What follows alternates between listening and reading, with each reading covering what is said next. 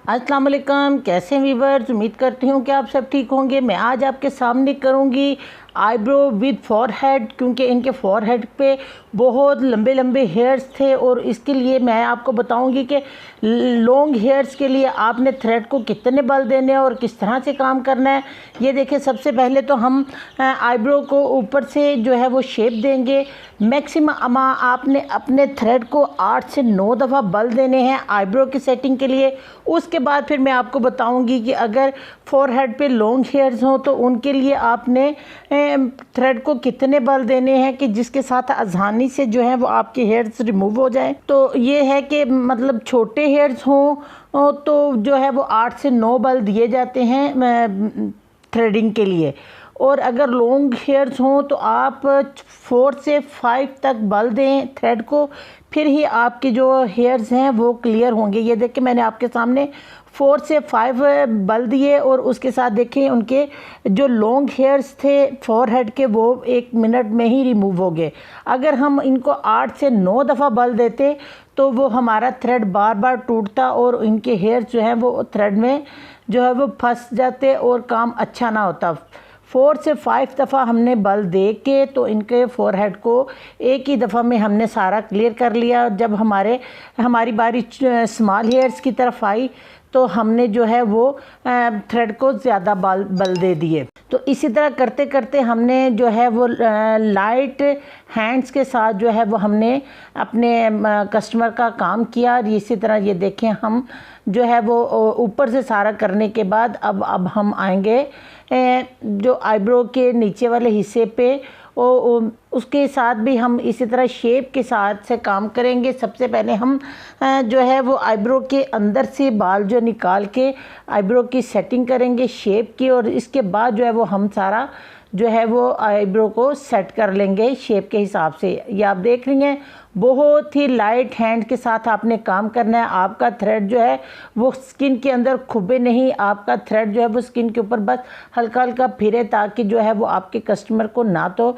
टक लग सके और ना ही उनको ज़्यादा तकलीफ़ हो। क्योंकि अगर आप थ्रेड को स्किन के ऊपर दबा के काम करेंगी तो आपके कस्टमर को बहुत पेन होगी और वो आपसे बिल्कुल भी सेटिस्फाइड भी नहीं होगा, तो वो दोबारा आपके पास आएगा भी नहीं। क्योंकि ये एक मेन काम है आईब्रो का, जिसके साथ अगर आपका काम अच्छा होगा तो ये आपके काम को देखने वाले बहुत टाइम तक लोग होंगे। क्योंकि मैक्सिमम एक आईब्रो की सेटिंग 20 से 25 दिन तक चलती है। जो लोग भी आपकी आईब्रो की सेटिंग देखेंगे बनी हुई, वो ज़रूर पूछेंगे कि आपने आईब्रो कहाँ से बनवाई। ये देखें, अब हम जो है वो इनर कॉर्नर से जो सिर्फ फोरहेड से पकड़े हैं और नीचे से इसलिए नहीं पकड़े क्योंकि ये अंदर की तरफ हिस्सा होता है, तो यहाँ से जो हेयर रिमूव करना थोड़ा डिफ़िकल्ट होता है, तो इसलिए सिर्फ हम ऊपर की तरफ खींच के तो जो है वो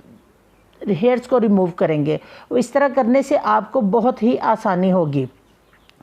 तो मैं आपको बता रही थी कि अगर आपकी जो है आईब्रो की सेटिंग अच्छी होगी, करने का तरीका अच्छा होगा और आपका कस्टमर आपसे सेटिस्फाइड होके जाएगा, तो वो देखने वाले को भी बताएगा कि उन्होंने हमारा काम बहुत अच्छे तरीके से किया और बहुत ही आसानी के साथ हमारा काम हुआ था। ना तो हमें कोई कट लगा था और ना ही हमें पेन तो होती है, लेकिन उस हिसाब से पेन नहीं हुई जो मतलब थ्रेड को दबा के करने से हुई। तो इसलिए मैं अब हर दफ़ा आपको यही बताती हूँ कि जो है वो आप अपने हैंड्स को जो है वो थोड़ा लाइटली लें। लाइट रखने से जो है वो काम ज़्यादा अच्छा होता है और इतना पेनफुल नहीं होता। ये देख लें, मेरी जो मॉडल की जो आईब्रो की सेटिंग थी वो बिल्कुल सीधी थी, स्ट्रेट में थी। तो हमने इसको हल्का सा शेप में लेके आए ताकि इनकी आइज़ पे खूबसूरत भी लगे और इनकी आईब्रो भी खूबसूरत लगे।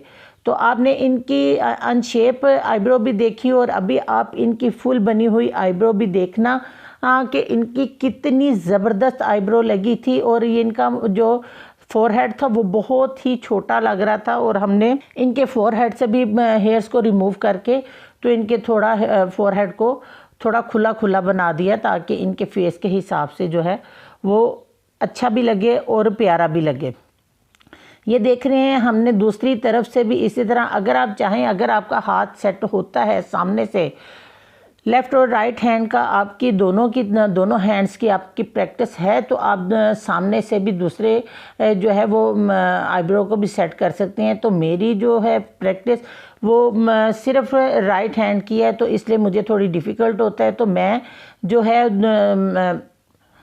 लेफ़्ट आईब्रो जो है वो मैं बैक पे खड़ी होके करती हूँ, लेकिन ये है कि अच्छी शेप आ जाती है। अगर आप चाहें, आप कोशिश करें तो आप अपने आप को लेफ़्ट और राइट हैंड दोनों में ही परफेक्ट करें ताकि आपको करने में आसानी हो। लेकिन मेरा हाल ये है कि मुझे अब इसी तरह आदत है तो मैं बहुत आसानी से कर लेती हूँ।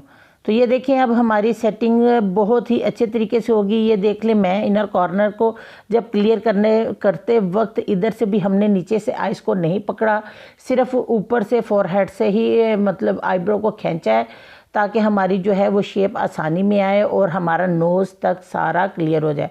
अब जो है वो हम जो शेप तो हमने पहले ही रेडी कर ली थी और शेप के बाद जो है वो हम अब आईब्रो को नीट करेंगे। और ये सारा आपने प्रोसीजर देख लिया और उम्मीद करती हूँ कि आपको मेरा आज का काम पसंद आया होगा। दुआओं में याद रखिएगा। अल्लाह हाफिज़।